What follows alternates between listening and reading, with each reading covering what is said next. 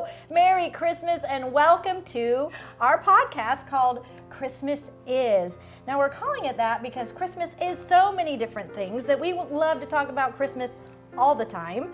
And so there are a lot of topics that we'll be addressing as we go. And if you have any questions or topics you'd like us to talk about, you can email us at info@christmasdreams.org. You might be thinking, why there? Well, because Christmas Dreams is who is sponsoring this podcast. If you're unfamiliar, Christmas Dreams is a 501c3 charity right here in the state of Florida, and we provide Christmas experiences 365 days a year for children battling life-threatening illnesses. Now, we do that in a variety of ways, and so in the days ahead, you'll hear more about that. But today, we just kind of wanted to introduce this podcast to you and introduce ourselves. So my name is Leanne Stair.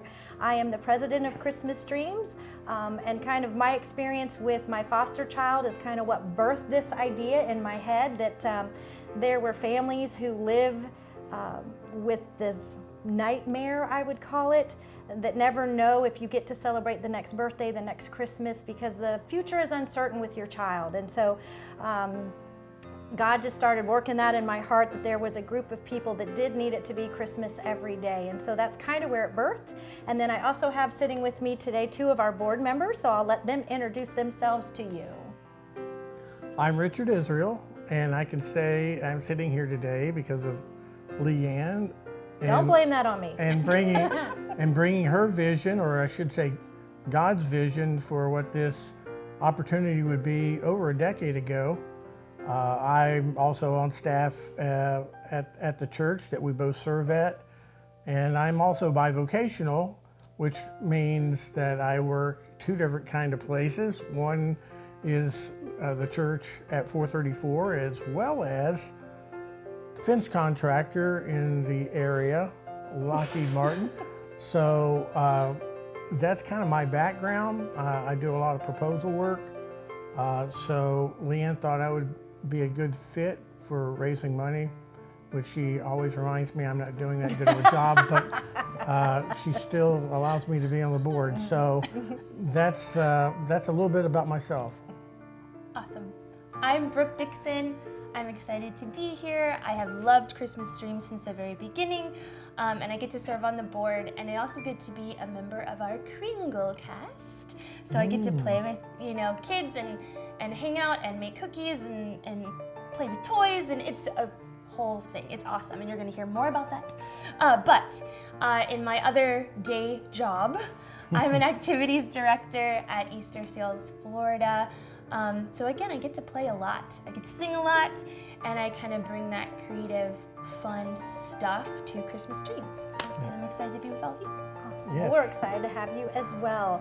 And as we said, this podcast is called Christmas Is, and so because Christmas is so many things, we thought how appropriate to start the first one with Christmas is dreams. So I don't know if you had dreams about Christmas and as you sleep, or is there like a childhood dream that you had about Christmas that you longed for, and did it come true, and what did that mean?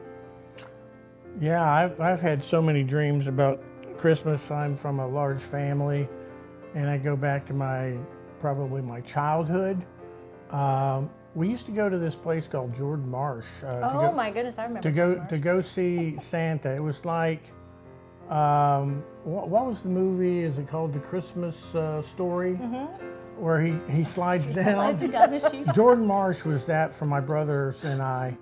And so, and we had the same kind of, experience in our dreams, because they had all these little figurines with hammers and stuff that were, and then I would dream that they would be in our bedroom. And so it was not really a dream, it was more of a nightmare. But I didn't sleep very much before Christmas. Right. So the dreaming I did was just, a little bit here and there. I do know this, that as I've gotten older, Christmas Eve night has gotten a lot shorter. Because, things. But anyway, that's a little bit about my dream history. Okay. Brooke, how about you? I don't know. Well, I don't know that I've had any sleeping Christmas dreams, but I've had some odd things I dreamt about getting for Christmas as a kid, and some of them came true, and it was like the most magical thing that ever happened to me. So one year, I was a crafting queen. Like I wanted to cut things up and glue things, and so the thing I asked Santa for was paper. And he's like, what kind of paper? And I said, I want all the paper. I want so much paper because I have so many things to make. And so I was like, I really hope, I hope.